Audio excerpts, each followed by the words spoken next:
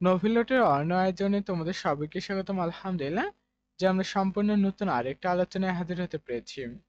আজকে আলোচনা করব ওয়ার্কলেস ফোর নিয়ে। ইনশাল্লাহ এইটুকু নিশ্চয়তা তোমাকে আবারও দিচ্ছি যে যদি এই আলোচনার শেষ অবধি থাকো, অর্থাৎ আজকে হয়তো বা 4 নম্বর ভিডিও আপলোড করছি বা ওয়ার্ডলেস ফোর নিয়ে আলোচনা করতেছি, তবে আমার টার্গেট ছিল হচ্ছে এই সারা বছর 25 সালের প্রত্যেক দিনে ভিডিও আপলোড করা, অর্থাৎ ওয়ার্ডলেস নিয়ে আলোচনা করা। হয়তো বা কোনো কারণে কোনো একদিন ব্যতিক্রম হতে পারে, হয় না। সো সাথেই থাকো, ইনশাল্লাহ এটুকু বলতে পারি বছর শেষে বা দিন শেষে তুমি অনেক কিছু জানতে পারবে এবং ভোকাবুলারিতে তুমি অনেকটা ইমপ্রুভ করবে। দেখো, নেওয়াতে আমরা ইংরেজিতে যাকে ব্যবহার করবো সেটা হচ্ছে টেক। উচ্চারণ দেওয়া রয়েছে, উচ্চারণটা দেখে নিতে পারো। কারণ বাংলাদেশের মোস্ট অফ দ্য স্টুডেন্ট যে বিষয়টিতে ভুল করে বা যেভাবে শিখতে চায় তার সেভাবে শিখতে পারে না, এর মূল রিজন সেটা হচ্ছে এখানে হচ্ছে উচ্চারণটা দেওয়া থাকে না। যে প্রোনাউন্সিয়েশনটা যদি দেওয়া থাকতো কোনো একটি ওয়ার্ডে, তাহলে তারা সঠিকভাবে শিখতে পারতো। এর জন্যই এই ধারণা থেকে আমার এখানে হচ্ছে উচ্চারণটা দিয়েছে, অর্থাৎ প্রোনাউন্সিয়েশনটা আমি বাংলায় লিখে দিয়েছি। সো টেকের আমাদের হচ্ছে পাস্ট ফর্ম রয়েছে টু এবং পাস্ট পার্টিসিপল ফর্ম হচ্ছে টেকেন। আর তিনটির অর্থ হচ্ছে নেওয়া। এই টেককে আমরা ব্যবহার করব হচ্ছে প্রেজেন্ট টেন্সে, টুকে ব্যবহার করব আমরা পাস্ট টেন্সে এবং টেকেনকে ব্যবহার করব পার্টিসিপল ফর্ম, অর্থাৎ এটাকে হচ্ছে বিশেষ করে আমরা যখন ব্যবহার করবো সেটা হচ্ছে প্রেজেন্ট টেন্সে, পাস্ট টেন্সে অবশ্যই ব্যবহার করবো হচ্ছে যেখানে তোমাদের ভার্বের ভি থ্রি বসবে। যেখানে যেখানে ভার্বের ভি থ্রি বসবে সেখানে যদি টেক অর্থাৎ নেওয়া অর্থ আসে তখন আমরা টেকেনকে ব্যবহার করব। আশা করি বোঝাতে পেরেছি।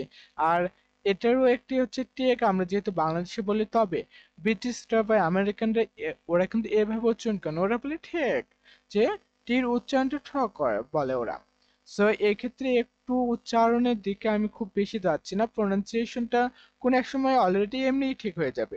তবে এই বিষয়গুলো জাস্ট এখন মাথায় রাখো, ভোকাবুলারি শেখাতে যাচ্ছি। সো তুমি চাইলে এখানে ইমপ্রুভ করতে পারো, টেক না বলে ঠেক বলতে পারো, টুক না বলে ঠুক বলতে পারো, টেকেন না বলে ঠেকেন বলতে পারো। যে ঠেক ঠুক ঠেকেন, ঠেক টুক ঠেকেন, ঠেক টুক ঠেকেন, ঠেক টুক ঠেকেন, ঠেক টুক ঠেকেন, অথবা টেক টুক ঠেকেন বলতে পারো। আর টর উচ্চারণটা ঠ করলে এটাই বেটার। সো সেক্ষেত্রে বলতে পারো ঠেক টু ঠেকেন, ঠেক টু ঠেকেন, ঠেক টু ঠেকেন, ঠেক টু ঠেকেন। সো এখন আমরা এক্সাম্পল দেখি, শুধু ওয়ার্ড মুখস্থ করলে হবে না, এর পাশাপাশি কি করতে হবে আমাদেরকে ওয়ার্ড সরি সেন্টেন্স মেক করতে হবে। যে যত বেশি সেন্টেন্স মেক করবে, প্র্যাকটিস করবে, আলহামদুলিল্লাহ সে তত বেশি ইমপ্রুভ করবে। লক্ষ্য করে টেক, সো আই টেক আমি নেই, অর্থাৎ এখানে কিন্তু চাইলে তুমি এই সাবজেক্টের পরিবর্তনটা করতে পারো। এই বিষয়টি আমি কিন্তু বারবার বলি, আমি তোমাকে একটি সাবজেক্ট দিয়ে দেখাতেছি তার মানে একটি হবে এমনটি না। আমি হয়তো বা আই দিয়ে দেখাই, আমি হয়তো বা ইউ দিয়ে দেখাই, আমি হয়তো কারো নাম দেই, দিয়ে দেই। সো এই জায়গায় পরিবর্তন করবে।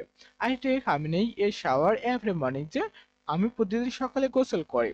সো আই টেক আমি নেই, অথবা আমি করি এখানে এসেছে, তবে এখানে হচ্ছে আমি নেই এর শাওয়ার, আমি সকালে গোসল করি, যে শাওয়ার নেই। ইংরেজিতে এই মিনিংটা কিভাবে আসে জানো, যে আমি শাওয়ার নেই। অথবা যখন একেবারে বাংলায় বলতে যাবে যে আমি গোসল করি, আমি গোসল করি, তোমাদের কিন্তু এই ক্ষেত্রে কিন্তু একটু পরিবর্তন হয়। বাংলার সাথে ইংরেজি অনেক ক্ষেত্রে এইভাবে কিন্তু বনে না, কিন্তু তখন ব্যবহার করতে হবে। এখন তুমি এই জায়গায় পরিবর্তন করতে পারো, every morning, every afternoon, every night বলতে পারো তুমি। সো তবে এখানে আরো একটু পরিবর্তন করা যাবে, আই টেক এ শাওয়ারের জায়গায় দিতে পারো যে I take the clean room, যে আমি রুম পরিষ্কার করি। জাস্ট এই জায়গাগুলোতে একটু তুমি পরিবর্তন করতে পারো। অথবা বলতে পারো I take my clean the body, যে আমি আমার বডিকে পরিষ্কার করি। জাস্ট এই শাওয়ারের জায়গাও পরিবর্তন করতে পারো। সো আমি প্রতিদিন সকালে গোসল করি, এটা ফার্স্ট। অথবা অতীতে বলতে গেলে আমরা কি বলবো, আই টু কে ব্যবহার করব, টু অথবা ট্রু কে ব্যবহার করবো। I true K shower yesterday, আমি গতকাল গোসল করেছিলাম। এবং I have taken A shower, যে আমি গোসল করেছি। জাস্ট এইভাবে কি করবে, প্রত্যেকটি সেন্টেন্স মেক করবে। সো অবশ্যই অবশ্যই শেষ অব্দি, অর্থাৎ যদি থেকে থাকো এই ভিডিওর শেষ অব্দি, অথবা এখান পর্যন্ত যদি তুমি এসে থাকো, তোমাকে একটি কথা বলবো, জাস্ট তোমার মনোভাবটা জানাও যে এভাবে শিখলে কি ভালো হয় নাকি অন্য কোনো মেথড রয়েছে তোমার জানা। যদি তোমার এমন কোনো ধারণা থেকে থাকে আমাকে তুমি অবশ্যই কমেন্টে জানাবা। আমি ভেবেচিন্তে দেখবো যে তোমাদের মতো করে শিক্ষার্থী বান্ধব আমি সর্বদাই হতে চাই, কিন্তু কতটুকু পারি সেটা আল্লাহ সুবহানাহু ওয়া তাআলা জানে এবং তোমরা জানো যে আমি কতটুকু তোমাদের মন মতো হতে পেরেছি। তবে আমি সর্বোচ্চটা দিয়ে চেষ্টা করি শিক্ষার্থী বান্ধব হওয়ার জন্য, যে তারা কিভাবে চায়। আমি তো একসময় শিক্ষার্থী ছিলাম বা এখনো রয়েছি। শিক্ষার্থী কিন্তু অলওয়েজ যে যতদিন সে শিক্ষার্থী হিসেবে নিজেকে ভাবে ততদিন সে জ্ঞানী থাকবে। এছাড়া যদি মনে করে আমার জ্ঞান অর্জন করা লাগবে না, তখন থেকে সে মনে করবে ভুল পথে চলে পরিচালিত হচ্ছে।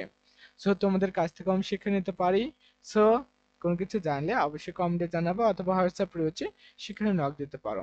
ভালো থাকো, সুস্থ থাকো, নোবেল লোডের সাথে থাকো। আসসালামু আলাইকুম ওয়া রাহমাতুল্লাহ।